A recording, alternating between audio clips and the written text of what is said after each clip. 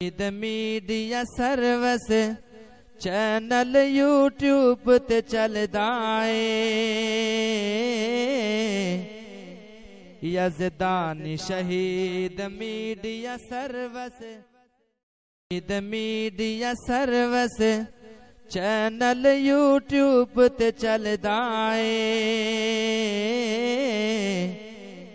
یزدانی شہید media service شرور انفسنا ومن سیئات اعمالنا من يهده الله فلا مضل له ومن يضلل فلا هادي له نشهد ان لا اله الا الله ونشهد ان محمدا عبده ورسوله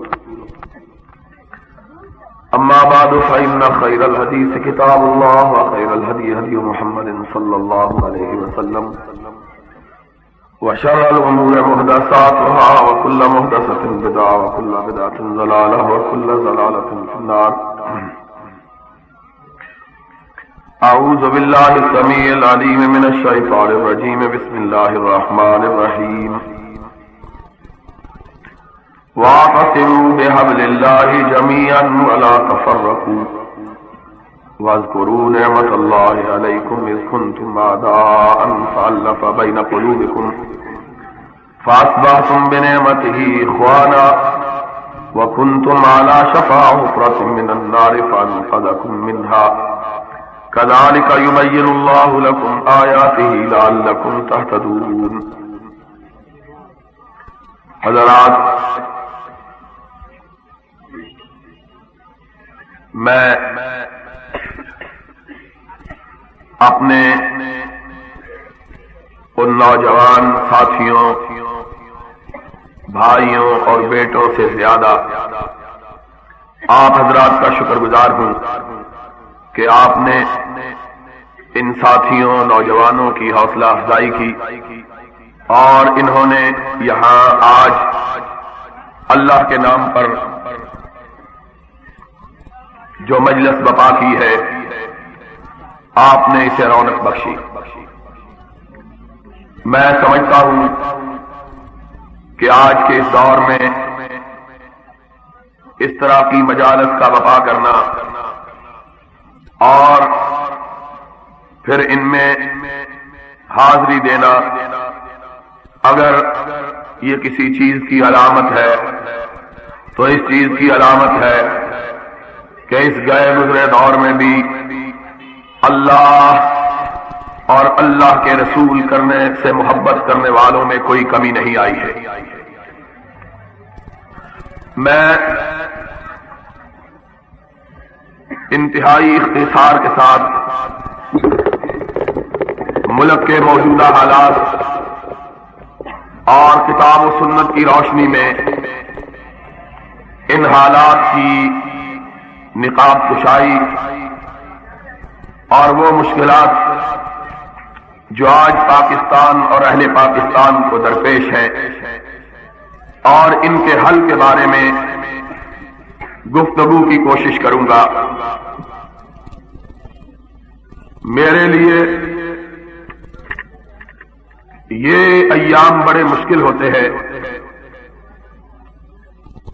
موسم گرما اور سرما کے درمیانی دن، چاہے سرما کی آمد ہو چاہے گرما کی آمد ہو، اس لیے کہ یہ دونوں موسم بہار کے موسم کہلاتے ہیں اور ان موسموں میں بڑی کثرت کے ساتھ لوگ پاکستان کے مختلف شہروں اور بستیوں میں جلسوں کا انعقاد کرتے ہیں اور پھر ان کا اصرار ہوتا ہے ہر جگہ سے کہ میں ان کے ہاں ضرور حاضری دوں، اور باوجود میری گزارشات کے اور اس بات کے کہ پاکستان کے ہر بڑے قصبے اور ہر بڑے شہر میں میں حاضری نہیں دے سکتا، لیکن لوگوں کا اصرار انکار پر غالب ہی آتا ہے.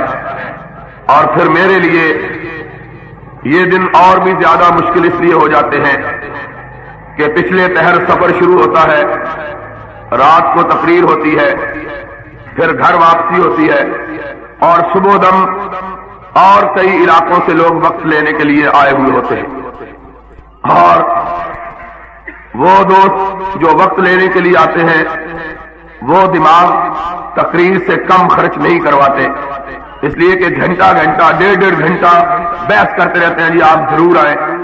اور میں ان کو کہتا ہوں کہ اگر پاکستان کی بستیوں، قصبوں، دیہاتوں اور شہروں کو شمار کیا جائے تو 10 برس میں بھی میں پاکستان کی ساری بستیوں میں حاضری نہیں دے سکتا.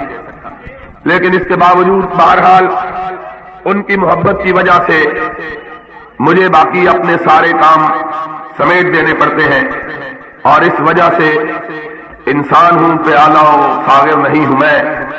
تھک جاتا ہے انسان خون اور جسم، اور انسان جو گوشت پوست کا مرکہ ہوتا ہے اس کے اندر اتنی ہمت طاقت نہیں ہوتی کہ وہ دن رات اتنا صبر کر سکے. میں سمجھتا ہوں کہ میرے بھائی اور میرے ساتھی اور میرے دوست خطبہ حضرات مولانا یزدانی صاحب، قاری عبدالحفیظ صاحب، مولانا عبداللہ شیخو پوری صاحب، مولانا عبدالحلیم صاحب اور دیگر بھائی جو یہ دن رات سفر کرتے رہتے ہیں، ان کی بڑی بہادری کی بات ہے. لیکن میں واقعی طور پر بیٹھ کر تقریر کرنا پسند نہیں کرتا، لیکن کیا کیا جائے کہ کھڑے ہونے کی سکت نہیں ہے. اس لیے وقت بھی کافی بیت چکا ہے. میں چاہوں گا کہ یہ جو وقت مجھے ملا ہے اور یہ موقع جو مجھے میسر آیا ہے آپ سے ہم کلام ہونے کا، اس موقع کا کوئی لمحہ بھی کسی ایسی بات میں صرف نہ کروں جو میرے لیے، آپ کے لیے، ملک کے لیے، قوم کے لیے یا ہماری آخرت کے لیے مفید نہ ہو. انشاءاللہ میں کوشش یہ کروں گا کہ اپنی ساری تھکاوٹوں کے باوجود اپنی توانائیوں کو بروئے کار لا کر آپ کی خدمت میں کتاب و سنت کی روشنی میں کوئی حق کی بات کہہ سکوں. آپ اللہ سے دعا مانگیے اللہ مجھے سچ اور حق کہنے کی توفیق عطا فرمائے. آپ جانتے ہیں ہمارا ملک اس وقت بڑے کڑے حالات سے گزر رہا ہے، اور یہ صرف پاکستان کی بات نہیں ہے بلکہ سارا عالم اسلام اس وقت جن حالات سے دوچار ہے، ایسے حالات عالم اسلام پر کبھی وارد نہیں ہوئے. اس وقت دنیا میں مسلمان بہت بڑی تعداد میں، اتنی بڑی تعداد کہ 1400 برس کی اسلامی تاریخ میں مسلمانوں کی کبھی اتنی تعداد نہیں ہوئی ہے جتنی آج. آج کے اعداد و شمار کے مطابق مسلمان 1 ارب 20 کروڑ سے زیادہ، 1.25 ارب کے قریب مسلمانوں کی تعداد ہے. اور دنیا میں اس وقت مسلمانوں کی 43 سے زیادہ سلطنتیں، مملکتیں، حکومتیں موجود ہیں. 40 اور 5 45 سے زیادہ ملک ایسے ہیں جو مسلمانوں کے ہیں، جہاں مسلمان حکمران ہیں، مسلمان سربراہ. اور اس کے ساتھ ساتھ آج مسلمانوں کے پاس اتنی دولت ہے، اتنا مال ہے کہ اتنی دولت اور اتنے مال کا کبھی تصور بھی نہیں کیا جا سکتا. مجموعی طور پر جو مال و دولت ہے اس کا کیا کہنا. انفرادی طور پر بعض مسلمانوں کے پاس اتنا سرمایہ موجود ہے کہ کبھی اتنا سرمایہ دنیا کے بادشاہوں کے پاس بھی نہیں ہوتا تھا. عام آدمیوں کے پاس، عام مسلمانوں کے پاس اتنا سرمایہ. ابھی پچھلے دنوں دنیا بھر کے اخبارات میں بھی اور پاکستان کے اخبارات میں بھی ایک شخص ہے جس کا نام ہے عدنان خاشق جی. اس کا تذکرہ اخبارات میں بڑے تسلسل کے ساتھ آیا ہے. اس کے بارے میں ایک عام آدمی ہے، سعودی عرب کا رہنے والا ہے اور اب امریکہ اور یورپ میں رہتا ہے. اس کے متعلق اخبارات نے لکھا کہ اس کا ذاتی خرچہ روزانہ کا 18 لاکھ روپے ہے. وہ خرچہ جو کاروباری نہیں ہے، صرف وہ خرچہ جو اپنی ذات پہ صرف کرتا ہے، وہ 18 لاکھ روپے روزانہ ہے. اتنی دولت، اتنا مال، اور اس کی ایک ملک کے اندر زمین جو ہے وہ 4 لاکھ ایکڑ سے زیادہ ہے. صرف ایک ملک، اور یہ ایک آدمی کا عالم ہے. اس طرح کے بے شمار ہیں، سینکڑوں کی تعداد میں ایسے لوگ ہیں جن کے پاس دولت کی یہ فراوانی، مال کی یہ بہتات، اور جہاں تک حکومتوں کا تعلق ہے، آپ یہ بات سن کر حیران رہ جائیں گے کہ اس وقت دنیا میں سب سے زیادہ فیکس آمدنی اگر کسی ملک کی ہے تو وہ امریکہ کی نہیں، فرانس کی نہیں، جرمنی کی نہیں، سویڈن کی نہیں، ڈنمارک کی نہیں، بیلجیم کی نہیں، بلکہ ایک مسلمان ملک کویت ہے کہ پوری دنیا میں جس کی فیکس آمدنی ساری دنیا میں سب سے زیادہ ہے. یہ مسلمانوں کا حال ہے. مال، دولت، تعداد، ملک، لیکن اگر ہم ان کے حالات کو دیکھیں تو ضربت علیہم الذلۃ والمسکرہ. جتنے آج مسلمان ذلیل ہیں، خوار ہیں، پریشان ہیں، بے کس ہیں، بے بس ہیں، مظلوم ہیں، مقہور ہیں، کائنات کے کسی دور میں مسلمان اتنے بے کس نہیں. جتنے آج مسلمان ذلیل ہیں، خوار ہیں، دنیا کی ساری تاریخ میں مسلمان کبھی اتنا ذلیل نہیں. کبھی ہم نے اس بات پہ غور کیا ہے کہ تعداد سب سے زیادہ، مال بہت زیادہ، ملک لا تعداد، اور ذلت بھی انتہا. سبب کیا ہے؟ وجہ کیا ہے؟ اس کی علت کیا ہے؟ یہ کیوں ہے کہ کبھی ہم 313 تھے، صرف 313، اور کوئی ہماری طرف ٹیڑھی نظر کر کے دیکھنے کی ضرورت نہیں کرتا. دار الاندلس. اور آج ایک ایک مسلمان ملک کو دیکھ لو. 10 کروڑ مسلمانوں کا سربراہ ہے ضیاء الحق، اور فوجی ہے، جرنیل ہے، سینے پہ 20 ستارے لگائے ہوئے ہیں، 20 کمرے سجائے ہوئے ہیں، اور حالت کیا ہے؟ راجیو گاندھی کی بیوی کے سامنے رکوع میں جھکا ہوا ہے. کھلو جاؤ بھائی، تسی بڑے کالے ہو. ایک ادھروں بولے ہیں وجہ کی، ایک ادھروں بول پہ. عجیب بات ہے. پہلے بات تو سن لو، پھر اکٹھے ہی لڑیں گے اس سے. تم تو گھر جا کے سو جاؤ گے، اکیلا میں ہی یہاں کھڑا رہ جاؤں گا.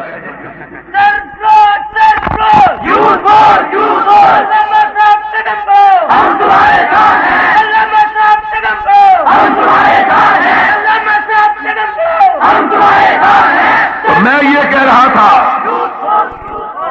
313 تھے، کسی کے سامنے نہ جھکتے. آج 1 ارب 20 کروڑ ہے. اوروں کو چھوڑو، ہم اس ملک میں 10 کروڑ ہیں.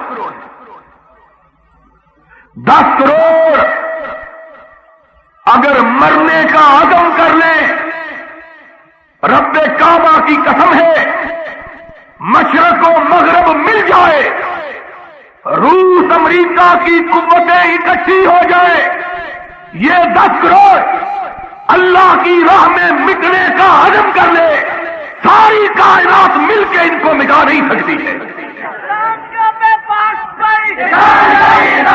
آج سبب کیا ہے؟ صرف 313، صرف 313. اور مکے سے نکل کر مدینے پہ یلغار کرتے ہوئے آئے، چڑھائی کی. رحمت کائنات علیہ الصلوۃ والسلام، خبر ملی، حالات انتہائی بگڑ گئی، صورتحال انتہائی پریشان کن. مدینہ طیبہ چھوٹی سی بستی، اور مسلمان دو طبقوں کے، ایک ہجرتوں کے ستائے ہوئے، ایک مہاجروں کا بوجھ اٹھائے ہوئے، دو طبقے مسلمانوں کے، کچھ ہجرتوں کے مارے ہوئے، اپنے وطن سے نکالے ہوئے، اپنے گھروں سے بے گھر کیے ہوئے، اپنی دولت لٹائے ہوئے، اپنے بچے چھنوائے ہوئے، اپنے دلوں پہ چرکے کھائے ہوئے، اپنے سینوں پہ زخم سجائے ہوئے، اس طرح نکلے۔ عبد الرحمن بن عوف کہتے ہیں رضی اللہ تعالیٰ عنہ، میں نکلا، میرے گھر والوں کو پتا چلا، میں اونٹ پہ سوار، بیوی پیچھے، بیٹا گود میں، سب کچھ بیچ باچ کے، پیسے پوٹلی میں باندھے ہوئے، سب سے پہلے سسرال والوں کو علم ہوا، بھاگے ہوئے آئے، میرے اونٹ کی مہار تھام لی، کہنے لگے جانا ہے تو جاؤ، ہماری بیٹی چھوڑ کے جاؤ، بیوی چھین، پھر اپنے گھر والے آگے، کہاں جاتے ہو؟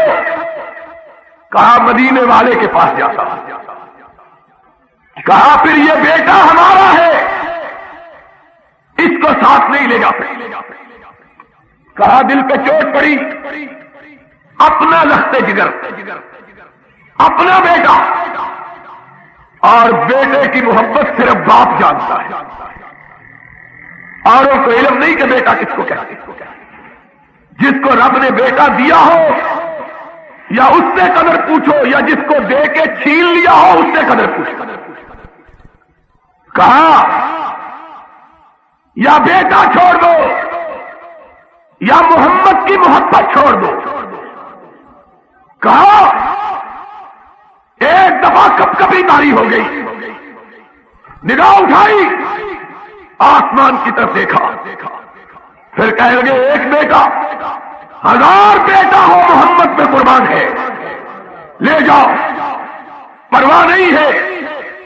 بیٹا چھینا، بھائی آئے، انہوں نے مال کی پوٹلی چھینی، بڑا بھائی آیا، اس نے اونٹ بھی چھین لیا، کہا جانا ہے تو اسی طرح جاؤ۔ کائنات کے امام کی بارگاہ میں پہنچے، ہونٹ پھوک سے پھٹ گئے تھے اور پیر چلنے سے پھٹ گئے، پیروں سے بھی خون، ہونٹوں سے بھی خون۔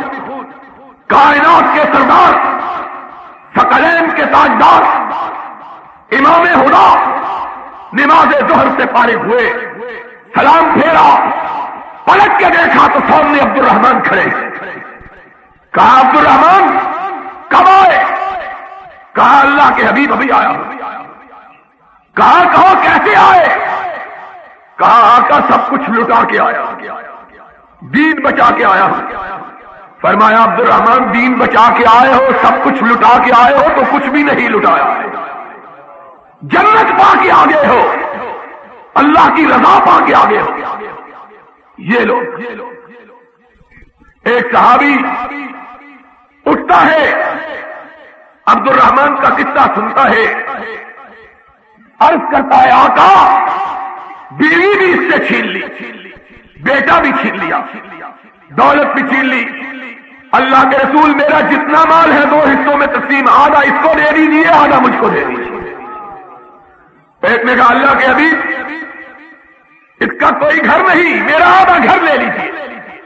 ایک نے کہا یا رسول اللہ میری 2 بیویاں، ایک کو طلاق دے دیتا ہوں، اس کو کہیے اس سے نکاح کر کے اپنے گھر کو آباد کر دے۔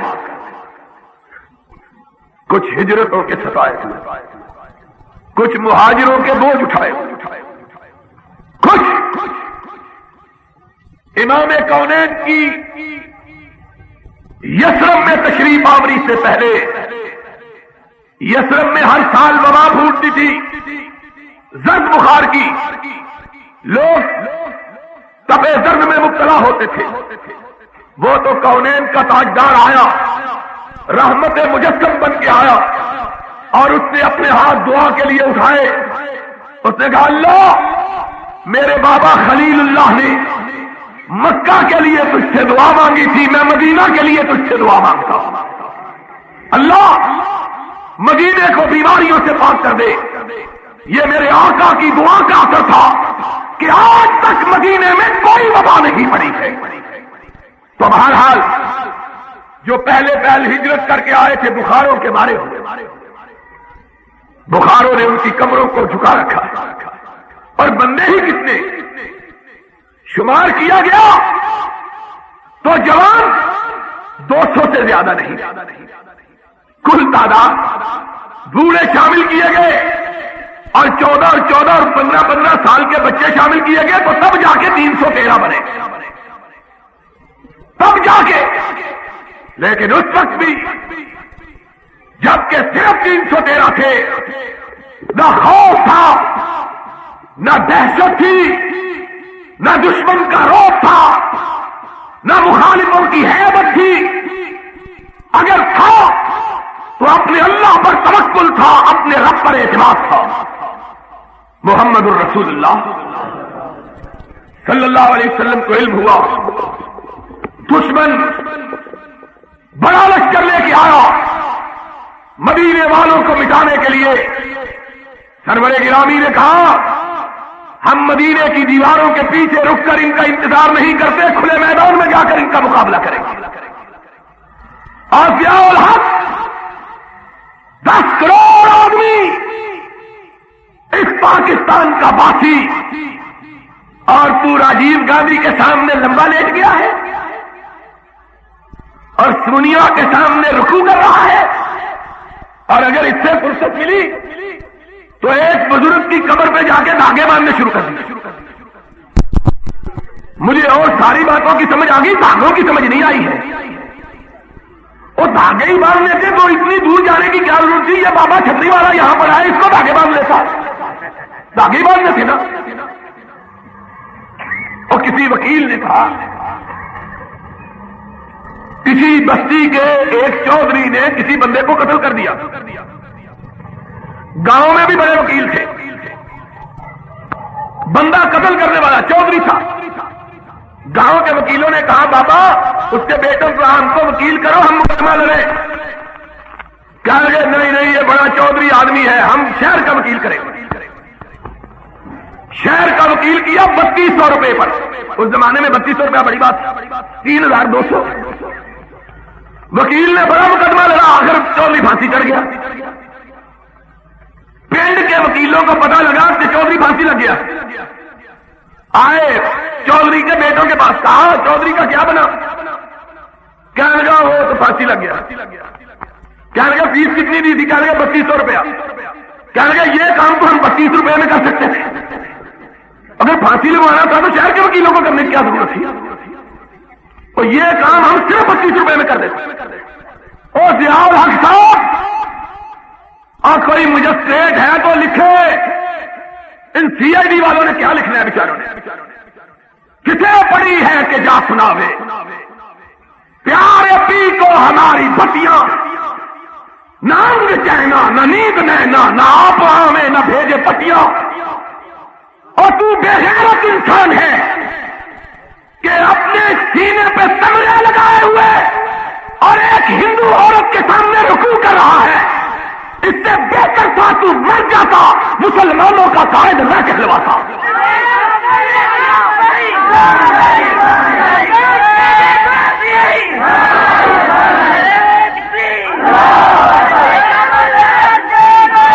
کیا کہتے ہو؟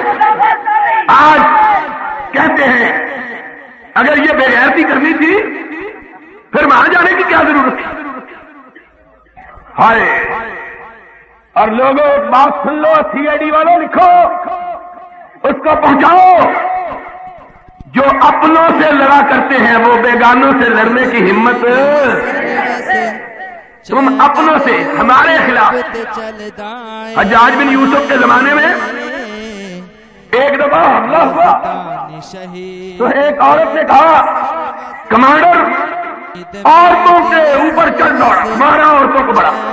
جب بندے لڑنے کے لیے آئے تو اپنی بیوی کے پیچھے جا کے چھپ گیا.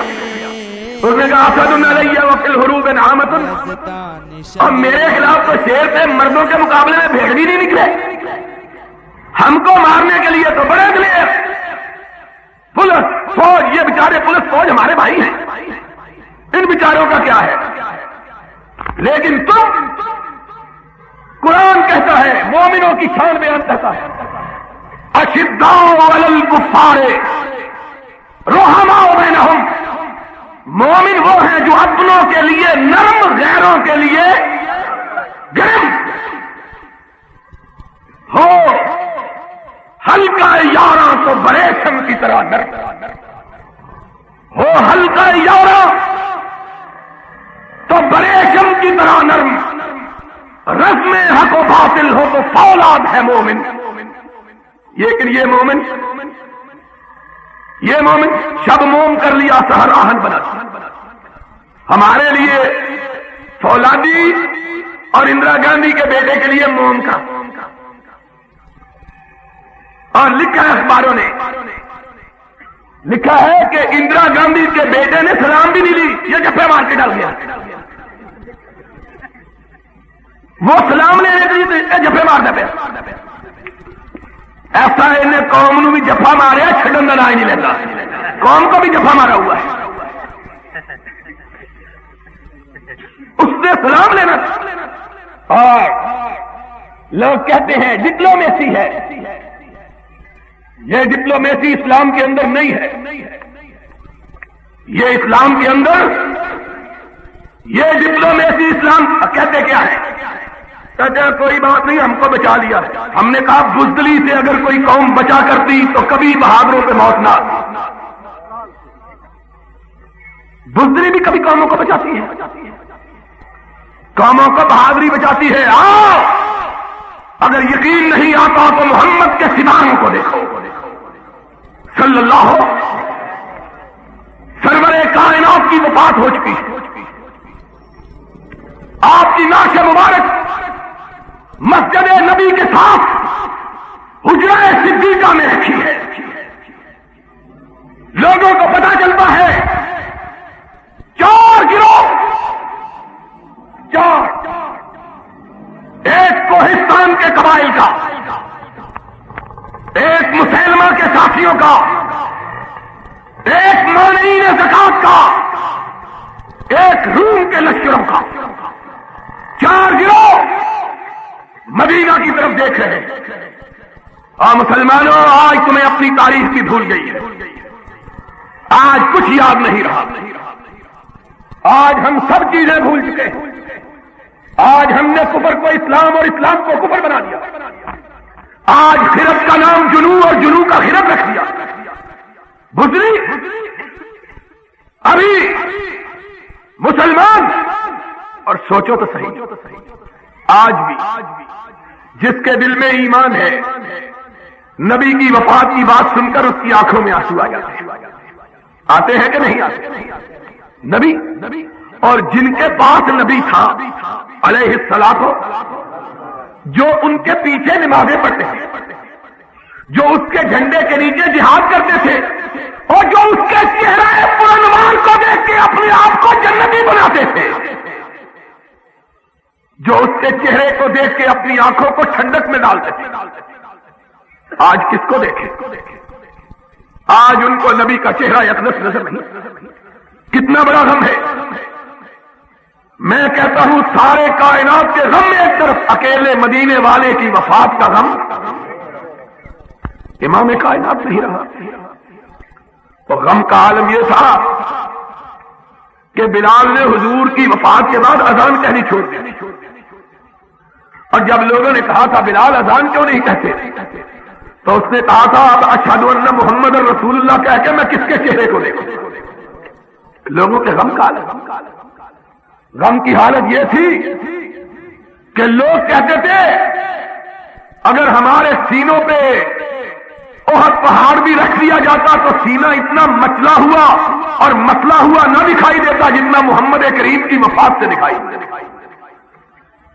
اور فاطمہ الزہرا نے کہا تھا صبت علی مصائب لو انہا صبت علی الایام سرن لیالیا، مجھ پہ میرے باپ کی وفات کے ساتھ اتنے غم ٹوٹ پڑے کہ اگر دنوں پہ ٹوٹتے تو دن سیاہ ہو جاتے، راتوں میں بدل۔ اتنا غم ہوا کہ فاروق جیسا بہادر آدمی اپنے اعصاب گم کر بیٹھا۔ اس نے تلوار نکال لی اور کہا جو کہے گا کہ محمد فوت ہو گیا میں اس کی گردن کو اڑا دوں۔ ہوش حواس گم۔ مدینے میں اس طرح ہو بکا ہوا کہ اس طرح معلوم ہوتا تھا زمین کا کلیجہ شک ہو جائے گا، آسمان پھٹ جائے گا، اتنا لوگوں کو غم تھا۔ این اس غم کے عالم میں خبر پہنچی کہ قبائل کوہستان نے ارتداد کا اعلان کر دیا، غیر مسلم ہونے کا اعلان کر دیا، اور صرف یہی اعلان کیا نہیں بلکہ مدینے پہ چڑھائی بھی کر۔ ابھی یہ خبر ختم نہیں ہوئی، اور سنو سنو، ہمارا ضیاء کہتا ہے ہم کس سے لڑے، ادھر انڈیا ہے ادھر کابل ہے۔ ہم نے کہا دشمن بھی دو ہی ہے، یا شمال کا ہے یا مشرق کا اور جنوب کا ہے، اگر تم ان سے نہیں لڑ سکتے تو فوج رکھنے کی ضرورت کیا ہے؟ پھر کراچی کے سمندروں سے لڑنا ہے؟ پھر کس سے لڑنا ہے؟ یا اپنی قوم سے لڑنا ہے؟ دشمن تو یہی ہے۔ ان کا مطلب یہ ہے کہ دشمن بھی ہماری مرضی کا چھوٹا سا ہونا چاہیے، تب ہم لڑیں گے۔ جس طرح ہمارے ہاں کبھی رستم زمان ہوتے تھے اور نوکی سے جھگڑا ہو گیا، اس نے ایک ہی پٹکی ماری، بازو نکل گیا، کہہ رہا بڑا بھائی میں نے میرا بازو توڑ کے مجھ کو گرانا چاہتا ہے۔ اس نے کہا کچھ بھی کر رہے ہو، پیار کر رہے ہو۔ ان کا مطلب یہ ہے رستم زمان ہم بنے کن کو گرا کے، مولوی عبد الخالق قدوسی کو گرا کے۔ یہ بیچارہ تو پہلے ہی گرا ہوا ہے۔ ضیاء الحق بھی کمانڈر ان چیف ہے، سالار ہے، اور مقابلہ کرنا چاہتا ہے کس سے؟ مولوی فضل الرحمان سے یا بڈھوں کی یتیم بیٹی سے۔ اور بیچارہ اس کا باپ ہمارا مقابلہ نہیں کر سکا، تم اس کی بیٹی سے مقابلہ کر رہے ہو۔ حالت کیا ہے؟ ان کا مطلب یہ ہے دشمن بھی ہماری مرضی کا۔ اور جب سیاہ چین میں انڈیا نے قبضہ جما لیا، انڈیا نے فوجی دور میں، سیاستدانوں کے دور میں نہیں، فوجیوں کے دور میں، ماشاء اللہ کے دور میں، کہتے ہیں قبضہ کر لیا، پھر کیا وہاں تو گھاس بھی نہیں ہوتی، گھاس تو اس سڑک پر بھی نہیں ہوتی، یہ بھی انڈیا کو دے دو، گھاس تو تمہارے سر پر بھی نہیں ہوتی۔ یہ عجیب بات ہے، یہ عجیب جو آپ قومیں مقابلے کرنے کے لیے یہ سوچا کرتی ہیں گھاس ہوتی ہے کہ نہیں ہوتی۔ وہ کسی بھیا کی طرح کہہ گا ہمارے ماموں کے گھر آنا تو پھر ہم سے لڑائی کرنا، پھر ہم تم کو دیکھیں گے۔ پھر لڑائی کے لیے پہلے تمہارے ماموں کے گھر ڈھونڈے کدھر ہے؟ ان کا حال دیکھو ذرا، یہ مسلمان ہیں جنہیں دیکھ کے شرمائے یہود۔ کیا مسلمان ہے؟ تم ہنستے ہو، کعبے کے رب کی قسم رونے کی بات ہے، رونے کی بات ہے، رونے کی۔ جب 313 تھے تو ڈرے نہیں تھے، جب 313 تھے تو، اور اب 10 کروڑ ہے، اور منہ پتیلے جتنے بڑے ہیں، 10 کروڑ۔ لیکن کونین کے تاجدار نے کہا تھا، کونین کے تاجدار نے کہا تھا F-16 بھی ہے، F-15 بھی ہے، معراج بھی ہے، مگ بھی ہے، لڑتے نہیں۔ اور کونین کے تاجدار نے جب مومنوں کو لڑایا، نہ کسی کے پاس تیر تھا نہ تلوار تھی، کسی کے پاس نیزہ تھا تو ڈھال نہیں تھی، اگر کمان تھا تو چھوڑنے کے لیے تیر نہیں تھا، اگر تیر تھا تو بچاؤ کے لیے زرہ نہیں تھی، لیکن تھا تو رب پر ایمان تھا، اللہ پر اعتماد تھا۔ اور انہی کے متعلق اقبال نے کہا تھا کہ کافر ہے تو شمشیر پہ کرتا ہے بھروسہ، اور مومن ہے تو بے تیز بھی